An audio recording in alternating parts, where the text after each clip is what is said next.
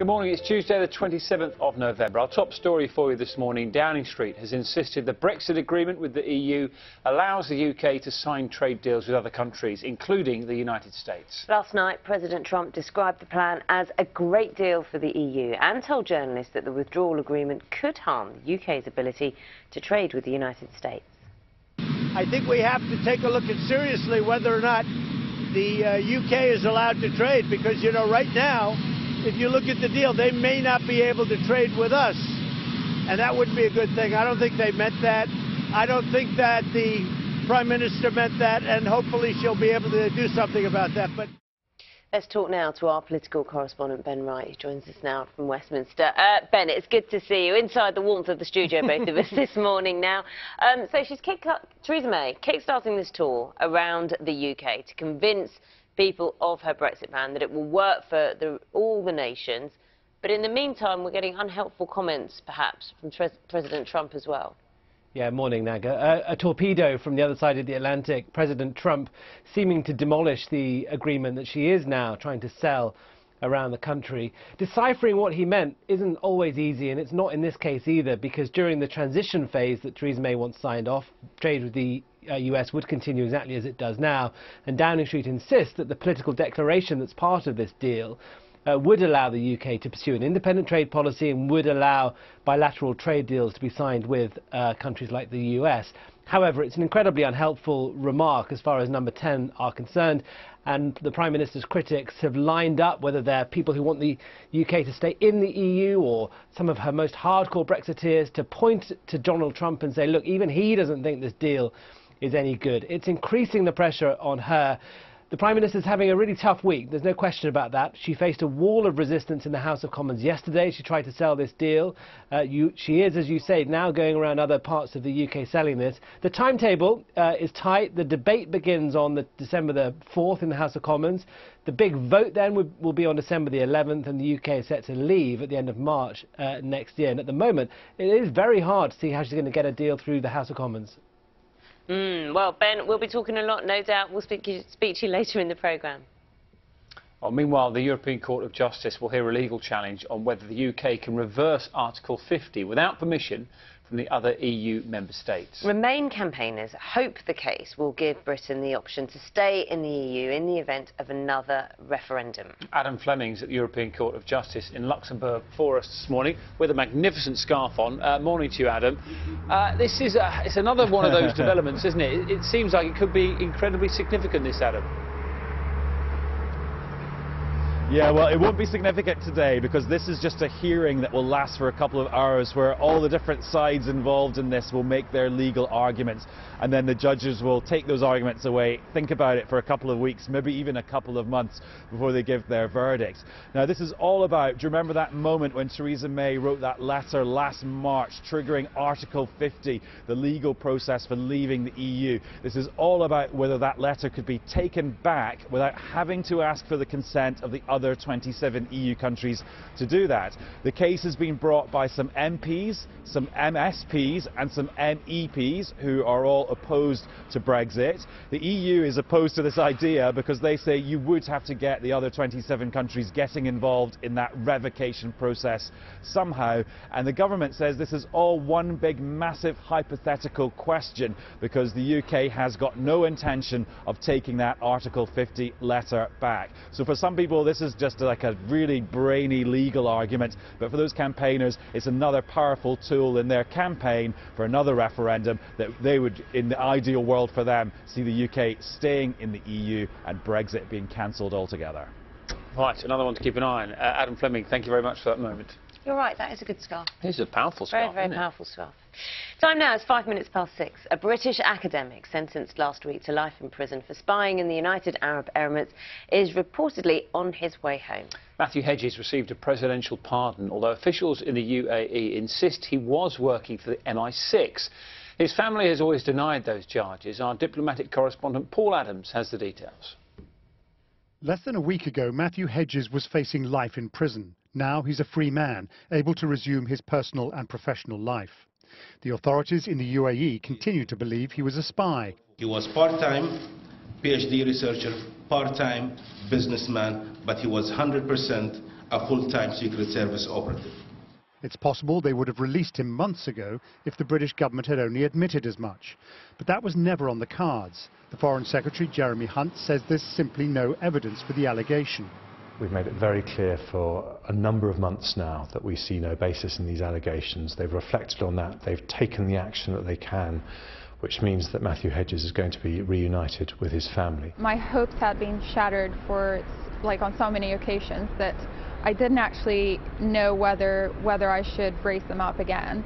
So it's just come as a very sudden, very, very happy surprise. It now seems neither government wanted to risk a serious rupture in relations, something that seemed possible just a few days ago. But lessons will perhaps need to be learned. Universities will have to ask themselves if the Gulf is a safe place for academics to conduct research into sensitive national security subjects, and the Foreign Office will need to examine whether more could have been done earlier on to secure Mr. Hedges' release. Paul Adams, BBC News. Now, women with academic degrees are better off financially in the first few years of work than men.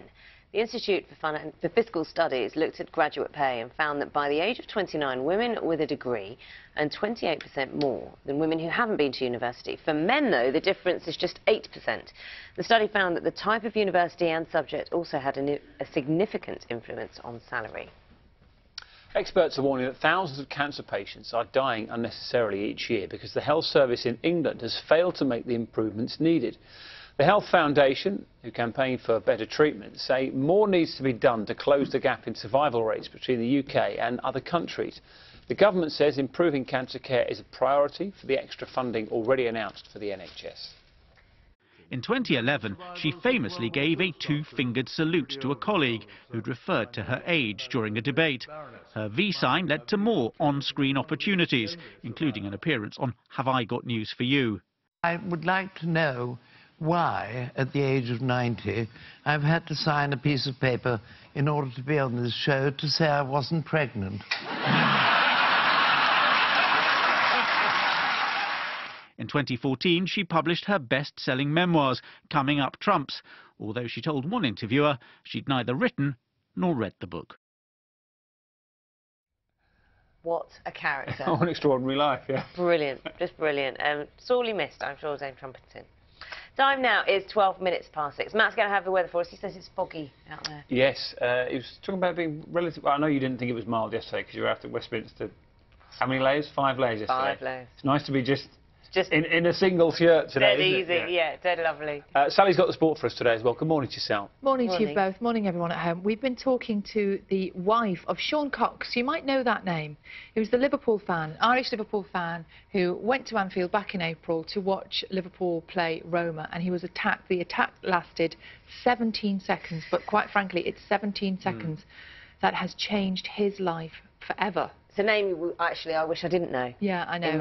In many ways. Yeah, well, Martina Cox has been speaking to us for the first time, talking about her husband, who was attacked before that match at Anfield in April. She says her family's lives have quite simply been turned upside down. He was a keen runner, very fit and sporty.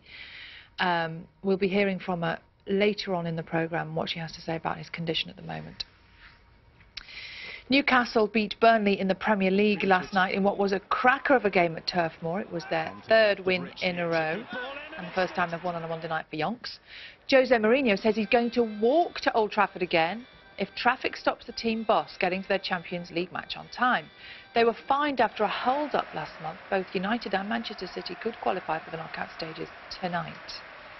And Sophia Florsch, the German teenager who fractured her spine in a Formula 3 crash, is heading home. She said she can't wait to get back racing and realise her dream. Not just yet, though. That's amazing. Time to recovery. It's so soon she after is that so horrendous crash. Lucky. Yeah, remember that crash? We showed it when it happened. She flew through the air. Brakes went on her car after a shunt from another car behind. She's incredibly lucky, but has lost none of her determination to race. Can I also say I'm very keen on the measurement of time, the Yonk. Excuse me? She threw in there. You said look, Newcastle Oh, won on a Yonk. Monday Oh, right. for the first time in Yonks. Yonks. Oh, right, yeah. Yeah. We should use that word more. I love the Yonks. like the Yonks. Yes, yeah. It's you know, everyone knows that it's a long time. Yeah, but it's you a don't long, necessarily- long if you break time. it down, you don't necessarily know how long a Yonk is. It's a non-specific period of time, Exactly. which I'm a big fan of. I'll tell you what, it's going to be cold for Yonks. That's what it's Yeah. beginning to feel like, isn't it, Matt? No, it's not actually. No, It no, is. no. Things are changing. It's It cold out is. there this morning again. It It's is. cold out there this morning. It's not. Tell you, it's cold out there again this morning. Yeah, there's widespread frost around, but things will get milder. Other things to contend with as well as frost this morning. If you're about to head on to the roads, just sounding the foghorn. Pretty dense fog across parts of England and East Wales. And then later, we swap that for some wet and very, very windy weather. In fact, several bouts of wet and windy weather gathering out in the Atlantic at the moment. Notice, though, on the weather chart around us, very few isobars to begin with, and that's why the fog has formed through the night. These are where the fog areas are at the worst for the morning commute through the Midlands into parts of central southern England. Very dense in places. That will slow your journey, but it will lift through the morning as the breeze picks up, and that's only because we've got wet weather starting to work its way in. A few showers across eastern Scotland, maybe eastern England. Many here, they'll stay dry through the bulk of the day, but wet morning across southwest England, Wales. Same too in Northern Ireland. Rain lasts into early afternoon. Clearing from West Wales and southwest England later, but the breeze picks up, bringing in milder air. Chilly day across eastern parts. But let's just focus in on that rain for the school pick-up and also towards the evening commute. Turning particularly wet across the Midlands through the afternoon, pushing towards southeast England by the time we hit the evening rush hour, and also East Anglia. Heavy rain across the Pennines. Now across the Pennines, then the Welsh Hills, and as well as the southern uplands and the Trossachs, we could see a bit of snow mixed in with that rain. This is on the tops of the hills. Rain spreading in across much of central and southern Scotland. But further north you are, other than 1 or 2 showers, you will stay dry through the day. Wind will be picking up in Northern Ireland, but only 1 or 2 showers here for the evening. So we've got a drier spell, but windier spell coming in. The winds actually then temporarily fall light, some mist and fog, and then they pick up again later in the night as another spell of wet weather pushes in. But what you'll notice tonight, nowhere near as cold as it has been through recent nights. Temperatures down into single figures, but holding up clear of a frost. Now into Wednesday, this is the big area of low pressure driving things. The Portuguese named this Storm Diana, and it is set to bring outbreaks of rain erratically across many parts of the country through the day on Wednesday. Most persistent in the morning in Northern Ireland, northwest England, and then across Scotland into the afternoon. Some brighter spells in the south, but across the board it will be a very windy day on Wednesday. That could lead to some travel disruption. Widespread gales, if not severe gales in the west. Over 60 miles an hour, and into the evening maybe 70 miles an hour in the north of Scotland. Temperatures though, with the winds coming in from the south or southwest, much milder than they have been of late, into the teens. And a mild night will follow, but through Wednesday night into Thursday, more wet weather arrives, and it's across parts of England where we could see winds gust in excess of 60, maybe 70 miles an hour to take us into the start of the day. Wet weather here, turning showery later, and then a bit brighter by Friday with sunshine and showers. Temperatures dropping a little bit, but nowhere near as chilly as it has been of late. So certainly after this morning's fog, Naga and Dan, some pretty wet and windy weather to come over the next couple of days. Back to you both. Thanks very much, Matt. See you later. Matt's with us throughout the morning. Let's have a look at some of the front pages for you today. Sally's here, but no Victoria. She's at the largest mince pie producing factory in the entire United Kingdom. We'll have the debate about when to eat a mince pie as well. It's All year round. divisive in the breakfast family. I go August. Yeah, well, one of us, and I won't say who, doesn't allow any mince pies in their family home until the 1st of December. Oh, I know who that is. I wonder who that could be. It's definitely not me. Who likes regulations around here? The Times is where we start things off. They lead on a family court case which saw a couple invite a jailed sex offender to play a part in the future of a woman he raped. Officials say they're investigating whether it was a result of an error by a social worker or a systematic failing. The Sun says that Theresa May wants a proposed debate on Brexit with Jeremy Corbyn to take place on the 9th of December, 2 days before the vote on the deal. Noting the showdown could take place on the day of the final of I'm a Celebrity, the paper has mocked up the two leaders as contestants on the television reality show. Now that's something that would be interesting to see. A rumble in the jungle. Yeah, eating like a spider. Big finish. Donald Trump's remarks are also the focus of The Guardian's Brexit story. The paper says the US President's criticism was unexpected. It leads with a story from a joint investigation into medical implants reporting serious safety concerns about breast implants have been revealed. And the picture there is of the scientists, we showed you that already, celebrating the landing of the NASA probe on Mars. The Mirror is highlighting predictions from a charity which runs hundreds of food banks that they'll face record demand this Christmas. The paper's blaming problems of delays of payments of universal credit and has described the situation as shameless, saying that 1.5 million meals will be handed out to poor families this Christmas, including 590,000 to children. I neglected to tell you about the picture on the front page of the Times, by the way. It's in fact Amber Heard, who is the star of the film Aquaman, who displayed this rather impressive piece of headwear at the world premiere in London last night. She's on the front page of a number of the papers this morning. That is lovely, isn't it? I like that hat. Yes. I think, is it meant to be like a swimming hat? Well, I imagine the film being Aquaman, yes. The rest of the dress is all quite kind of like mermaid-y. I've not seen the dress. It's incredible. The dress, hold on, I can show you sure the about dress. the hat. Here it is. You'll have to look carefully, but it's quite small, but here she is. Here's the dress. You see a bit of it. I need to have a look at that. Very flowy. Is that? What you got, Sal? Great picture on the back of the Mail this morning. Let's have a look at this. History boys. England players celebrating their first full series whitewash in Asia.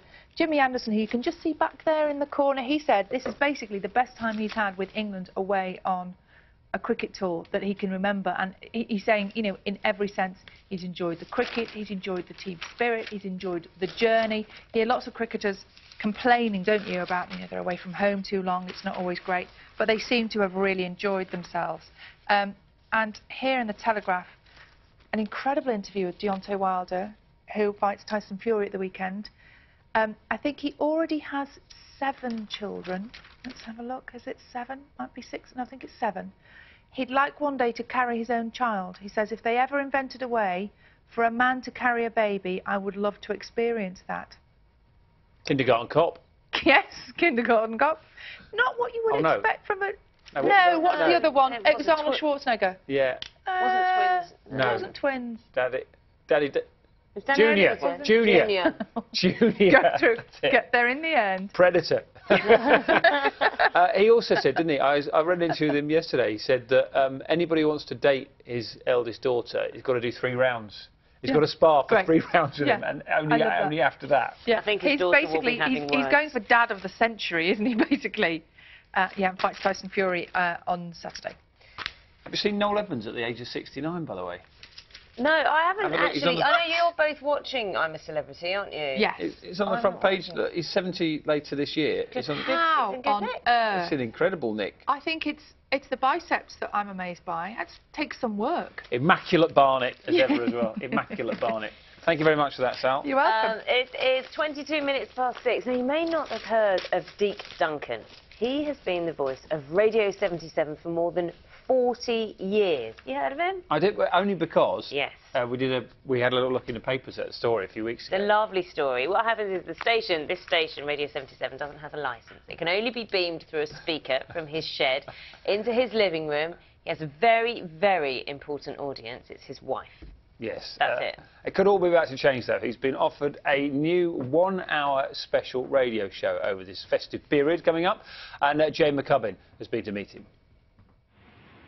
Let me take you back, right back, to a shed in 1970s Stevenage. Here to try and put a grin around your chin, special hello, how are you, going out right now to Mrs. Teresa Duncan, 57 Gondel Crescent in Stevenage. Deke Duncan.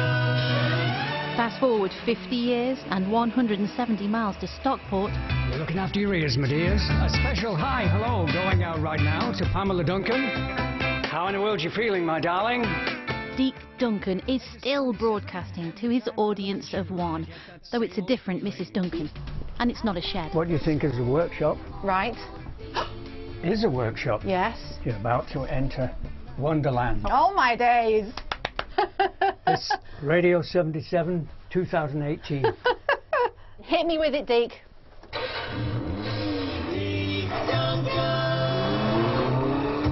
I just love this. This is my world. This is my life. Radio. Fabulous.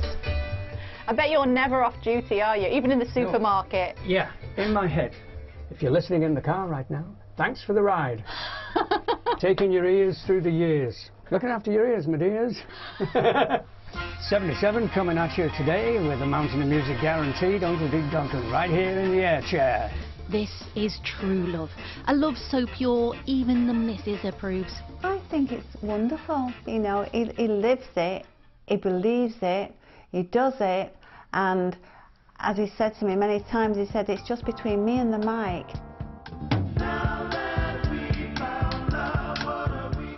This priceless nationwide film gave Deke 5 minutes of fame 5 decades ago.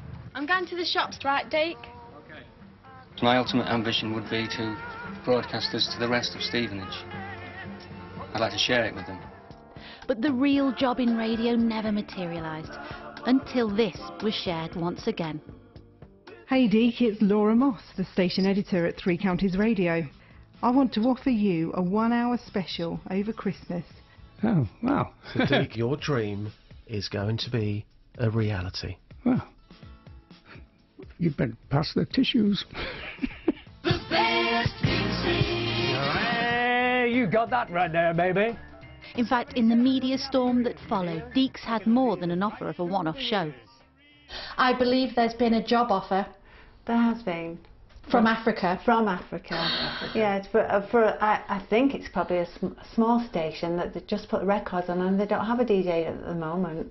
There's an opening. I know. It's very difficult. I've got Africa or BBC Three Counties. Mm. We're going to stick to Stevenage and Stockport. I think so. That would be the thing to do, because I wouldn't miss it. Holy moly, rock and rolling! Deke Duncan's lesson to us all: never give up on your dreams. Jane McCubbin, BBC News. He is so your kind of DJ, isn't he? Just, I love those lines. Taking your ears Taking your ears through the years. Holy moly, rock and rolling. Love it. I think I might tune in. I'm going to move to Stevenage, I think. Tune in. Yeah, just ask permission from his wife. Make sure she doesn't mind. Yeah. It'll be all fine. Yeah, I could be there. Now, we promise you mince pies. The world's largest mince pie factory in Barnsley relies on seasonal workers to make 720 mince pies per minute at peak times. That's a lot of mince pies. Yeah. Victoria's there for us this morning. Some interesting news about a rise in demand for Christmas jobs. Now, if you're going to talk Christmas jobs, where else would you talk about them? Morning, Victoria.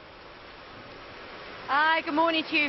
Naga, Stan, smell that. Smell-o-vision. I don't know if you can get that, but you're right. 720 mince pies a minute. 220 million pies a year. They need an extra 350 staff in order to do this production line. Later on, I'm going to be talking mince pies facts, and I'm going to be meeting the research and development technologist, i.e. the food taster, who comes up with a crucial recipe. But first, the news, travel and weather, where you are.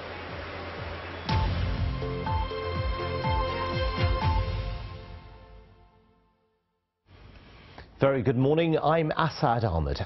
5 people racked up over 8,500 calls to the Metropolitan Police last year, which ended up costing tens of thousands of pounds just to answer. The 5 repeat callers all had mental health problems, and the figure was released by the police force's watchdog to show how officers are forced to deal with mental health patients. Her Majesty's Inspectorate of Constabulary claims a broader mental health system is broken. The Home Office says it's investing in mental health services. Around a third of all new jobs created in the UK in the past decade have been in London. The BBC has learned that although employment has been rising across the country, by far the strongest growth has been in the capital. London is also home to the highest percentage of skilled workers like Naik Lambert. For her, moving her fashion business here was essential. I don't think my business would survive anywhere else but London. I've tried it in my hometown Birmingham and it didn't work. I think people just come straight here because they know that this is where, you know, you can make your money and there's opportunities here. A charity which turns excess apples from London's gardens and parks into cider and juice is fighting for funding to keep its community project afloat. The Orchard Project has uncovered dozens of hidden orchards in London and uses fruit that would otherwise go to waste. Well, they've started crowdfunding as their main source of cash has ended. It hopes to keep Londoners making cider. Let's take a look at the travel situation now. If we look at the tube board, we see it's a good service on all lines apart from TfL Rail, which has severe delays between Paddington and Heathrow Airport. It's due to a fire near the railway at Southall. On the roads in central London, Piccadilly is closed between Hyde Park Corner and the Ritz Hotel. It's because of overrunning roadworks this morning. And in Bermondsey, Tower Bridge Road is closed northbound at the Bricklayers Arms roundabout. It's because of a burst water main. But now let's take a look at the weather forecast with Kate. Good morning. It's a chilly start out there this morning. Temperatures down in low single figures Celsius. There is quite a bit of low cloud around, some mist and some murk, but later on turning breezy with some rain on the way. Now the wind's quite light first thing, but as it strengthens through the morning, it's going to help to lift that mist and fog into low cloud predominantly, and then the rain arrives later. Quite a gusty, blustery wind as well. Temperatures between 7 and 9 Celsius. Now the wind later on, as that rain pushes through, could gust around 30-35 miles per hour. Now overnight that rain clears away. Post midnight it'll be drier, but we're hanging on to that very gusty wind. The temperature overnight not as cold as it has been, the minimum between 6 and 7 Celsius. Outbreaks of rain as we head into Tuesday, but that wind will really start to strengthen, becoming quite strong through the course of tomorrow, and also the temperature quite a leap. It's going to get much milder tomorrow. We're looking at a maximum of around 14 Celsius. Well, that's it, but Vanessa Feltz has her breakfast show in half an hour's time. That's until 10 o'clock. It's a packed programme this morning, and I'll be back in half an hour on BBC One and the News Channel.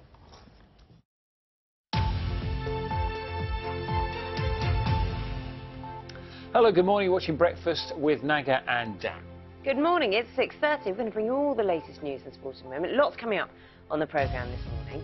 The average UK woman's dress size is a 16. But in the fashion industry, this would be described as plus size. We're going to talk to two curvy models who are taking part in a documentary which goes behind the scenes of a top London model agency. Contemporary dancers with disabilities teamed up with Strictly Pros at the weekend to perform a special routine choreographed by former judge Arlene Phillips. We'll catch up with some of them to hear about their incredible experience.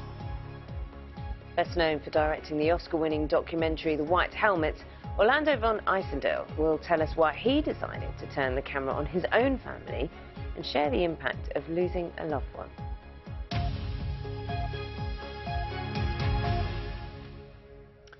Good morning. Here's a summary of today's main stories from the BBC. And Downing Street has insisted the Brexit agreement with the EU allows the UK to sign trade deals with other countries, including the United States. Last night, President Trump made an unexpected intervention in the debate, describing the plan as a great deal for the EU, and told journalists that the withdrawal agreement could harm the UK's ability to trade with the United States. I think we have to take a look at seriously whether or not the UK is allowed to trade, because, you know, right now, if you look at the deal, they may not be able to trade with us, and that wouldn't be a good thing. I don't think they meant that. I don't think that the Prime Minister meant that, and hopefully she'll be able to do something about that. But well, meanwhile, the European Court of Justice will hear a legal challenge today over whether the UK can reverse Article 50 without permission from the other EU member states. Remain campaigners are hoping the case will give Britain the option to stay in the EU in the event of another referendum. The government argues the case is hypothetical, as it has no plans to revoke Britain's withdrawal from the EU. A British academic sentenced last week to life in prison for spying in the United Arab Emirates is reported to be on his way home. Matthew Hedges received a presidential pardon, although officials in the UAE insist he was working for MI6. His family's always denied the charges. Women with academic degrees are better off financially in their first few years of work than men. The Institute for Fiscal Studies looked at graduate pay and found that by the age of 29, women with a degree earn 28% more than women who haven't been to university. For men, the difference is 8%. The study found the type of university and subject also had a significant influence on salary. Experts are warning that thousands of cancer patients are dying unnecessarily each year because the health service in England has failed to make the improvements needed.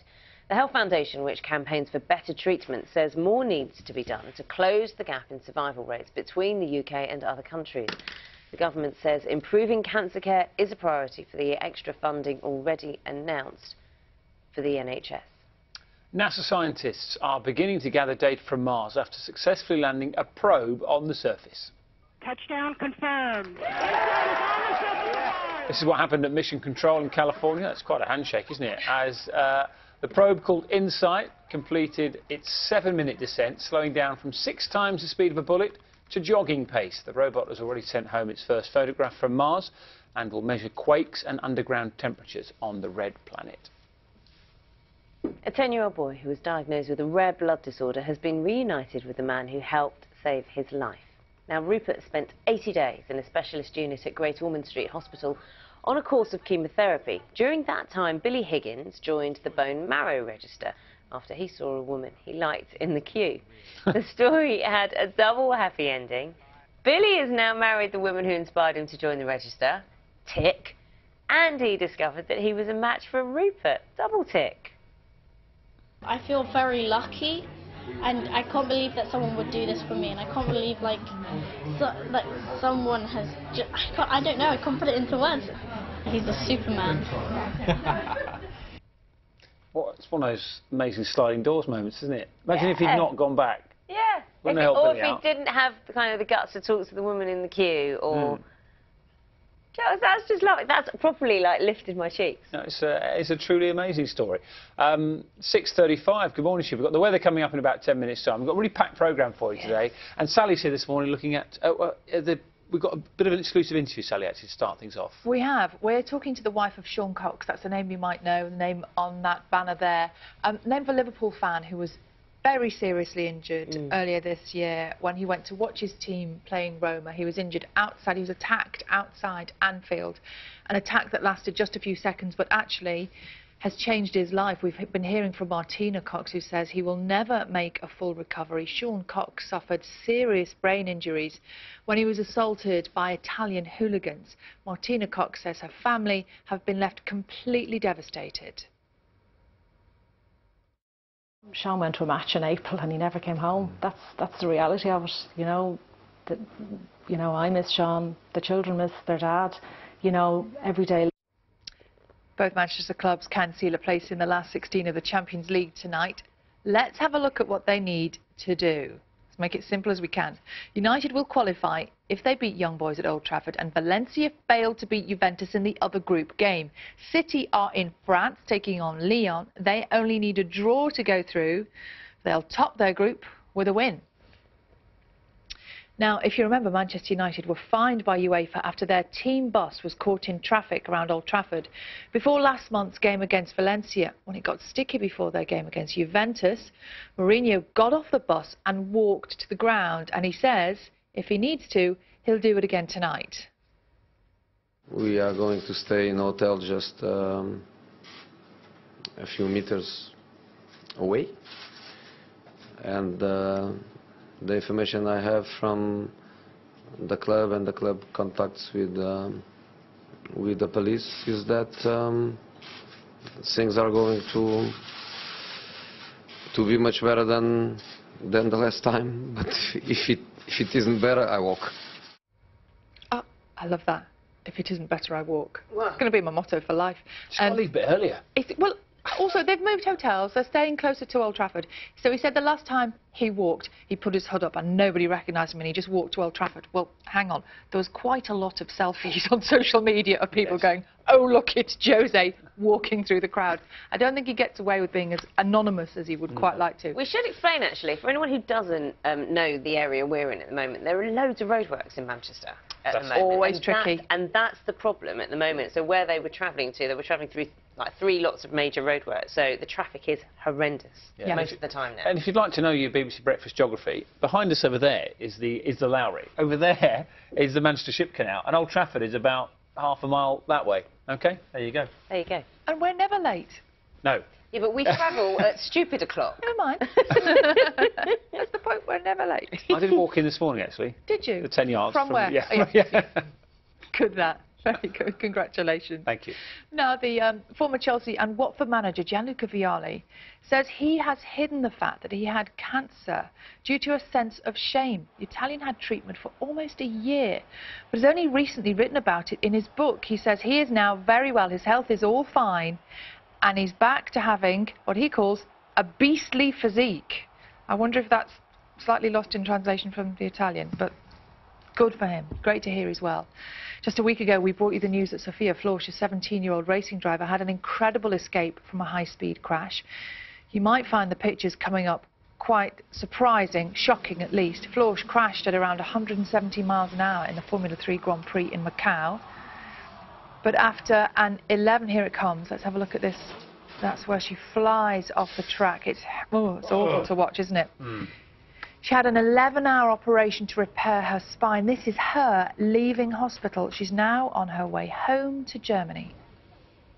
It was my first ever big crash, and it took me some while to get over it, but I'm over it now, and I think now a new chapter starts.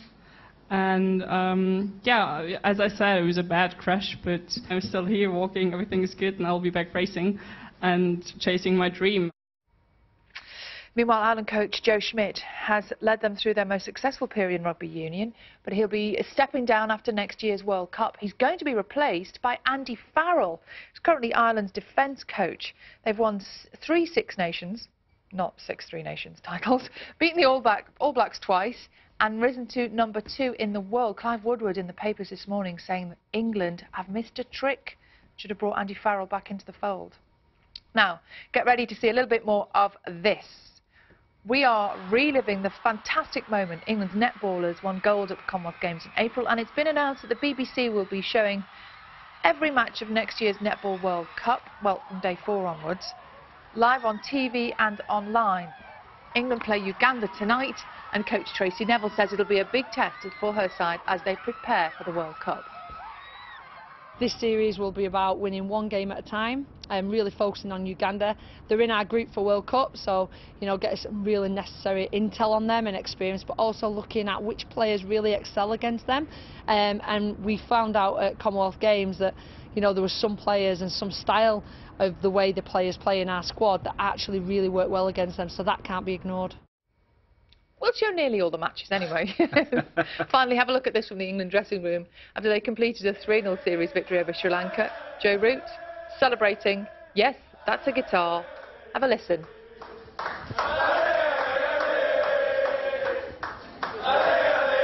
That old classic. I can't hear the guitar. No. Is it a real guitar? I don't think he's... Is he actually playing? I mean, it's not plugged in. It's not plugged in. Someone else there appears to be playing some kind of Arch Lever file, so I'm not sure it's that tuneful. Jimmy Anderson said, it's been the best atmosphere. They've had a great time. Yeah, they've had a great time. And rare 3-0 series win as well. Thank you very much for that, Sal. 6:43, you're watching Breakfast from the BBC, and Ukraine has declared martial law in part of the country after 3 of its naval ships were seized by Russia. Tensions flared when the vessels collided on Sunday off the coast of Crimea, which was annexed by Moscow 4 years ago. Now, Ukraine's president has described the move as an act of aggression and says the new measures will focus on tightening security. We're joined now from Bristol by Rainer Elk-Anders, who's a specialist in Russian and Ukrainian politics at Bath Spa University. Thank you very much for joining us this morning on Breakfast. Can you put into context the significance of this latest act, or this act of aggression, as it's being called, by the Russians against the Ukrainian fleet? Yes, of course. Russia is certainly sort of opening sort of another front in this war with Ukraine, and what we have is a creeping annexation of the Sea of Azov, which is like a northern extension of the Black Sea, and the move to attack the Ukrainian vessels is really just sort of one move. But if we actually put everything together, then as an aggregate, Russia is really trying to sort of strategically gain territory here, and this will cause immense political and also economic problems for Ukraine. So what are the implications of this? Because Russia has been concerned that Ukraine is west-leaning, so to speak. And what are the concerns Russia has about this political shift, and what would be the impact then on the West that the Ukraine is leaning towards? Yes, well, Russia obviously would like to have a government in Ukraine that would be pro-Russian, and if Russia cannot achieve this, then Russia has obviously for quite some time then pursuing a policy where it would like to then weaken Ukraine politically and economically. And of course, the question for us is why is this relevant? And of course, it's very relevant in many ways, because Russia for a long time has been trying to strategically to explore and also to exploit what it considers Western vulnerabilities. And what we have in the Sea of Azov is a situation which could actually also dilute NATO's capabilities. And there are a few things that NATO, but also the international community, could and should probably do in this case. Such as what? What can be done? From a Ukraine perspective, Ukraine itself obviously has just declared martial law, which just shows also the limitations that Ukraine has. It has got basically no significant navy. It is absolutely sort of outnumbered militarily. So from what NATO can do would be, first of all, help to keep the Kerch Strait open, which is the connection basically between the Black Sea and the Sea of Azov, because it is against international maritime law to keep this blocked. NATO should also really go beyond just expressing concern about the situation, and there should be also really consideration by NATO to start a Lend-Lease program for military hardware to be sold to Ukraine, and furthermore also to maybe even think about a UN mission to allow the Kerch Strait to remain open. Because for Ukraine, it is obviously of huge concern that this very important waterway is blocked, and raises really obviously the threat also that Russia is going to sort of annex what is really an internal water between Russia and Ukraine. We'll be keeping a close eye on it. Dr. Rainer Elk-Anders, thank you very much for talking to us and explaining the situation. Thank you. The picture behind our expert there looked quite impressive, didn't it, in Bristol? Yeah. Let's find out what the weather's like for the rest of the UK and for the next few days. Matt has a slightly foggier picture behind him. Good morning. I certainly do. Thanks, Dan. Very good morning to you. Yes, foggy and frosty this morning for the start of the day across the UK. Worst of the fog is across parts of England and Wales, but it's all changed later because the breeze will be picking up, outbreaks of rain spreading in, and eventually it is set to turn milder as well. But certainly out there this morning, these are the areas where the fog is at its worst across parts of the Midlands down in towards central southern England. There is some on the Pennines and the northeast of England too, as well as East Wales. But take it easy on the commute. The fog will last through the morning rush hour. The breeze picks up and clears it. Patchy rain already into Wales and southwest England, and a few showers in the east. Most start the day dry, but rain spreads this morning across southwest England, Wales, Northern Ireland, quite persistent for a time, and then into much of central and western England later. Temperatures lift up to around 11-12 degrees by the end of the afternoon, with a bit of late sunshine across the southwest, but elsewhere you're going to finish the day in fairly soggy note. Let's take a look at what happens for the school pickup and in towards the evening rush hour. Outbreaks of rain, some of which will be heavy, working across a good part of central and eastern England, reaching East Anglia and parts of the North Sea coast last of all. Rain easing off into the start of the evening across some parts of Lancashire, Greater Manchester and Merseyside, but turning wetter across parts of southeast Scotland in towards central areas and across the Pennines, and also the likes of the Trossachs, Southern Uplands and Snowdonia. Don't be surprised if you see a little bit of snow for a time too. Into tonight, that rain will spread across other areas and then eventually clears. As winds fall temporarily lighter, we could see a bit of mist and fog, but the breeze picks up again later in the night. Rain returns towards many western and southern areas, and that will all help to keep temperatures up levels higher than they have been through recent days. Now, what's bringing us the windiest weather into tomorrow will be this area of low pressure named Storm Diane by the Portuguese Met Service. The core of the storm is way out to the west, but it's going to have a big influence on our weather through tomorrow. Outbreaks of rain across the country, on and off through the day. Best of any brighter spells in the south. Persistent rain in the morning, Northern Ireland, afternoon across Scotland. And check out these wind gusts. Widespread gales, if not severe gales tomorrow. Winds in excess of 60 miles an hour in the west, could hit 70 miles an hour across northern Scotland later in the day. But at least, if anything else, it's going to be the mildest day of the week with temperatures into the teens. Rain eases for a time then through Wednesday night and into Thursday. More wet weather arrives for the start of the day, and in this little area here across England and Wales, again we could see severe gales, winds touching 60 or 70 miles an hour before they ease, and sunshine and showers to take us through the rest of the week. So that's how the weather's looking here. Just let me quickly take you though to the north of Norway. Got to Tromsø, city in the northern parts in the Arctic Circle. This is the scene before the sun got up yesterday. This is what happened just as the sun came up. Grey clouds, didn't see the sun at all. That's crucial because they only had an hour's 10 worth of daylight yesterday. Today, just 28 minutes, Dan and Naga, and by the time it hits it's 11:30, the sun sets, and it's not back until the 15th of January. There you go.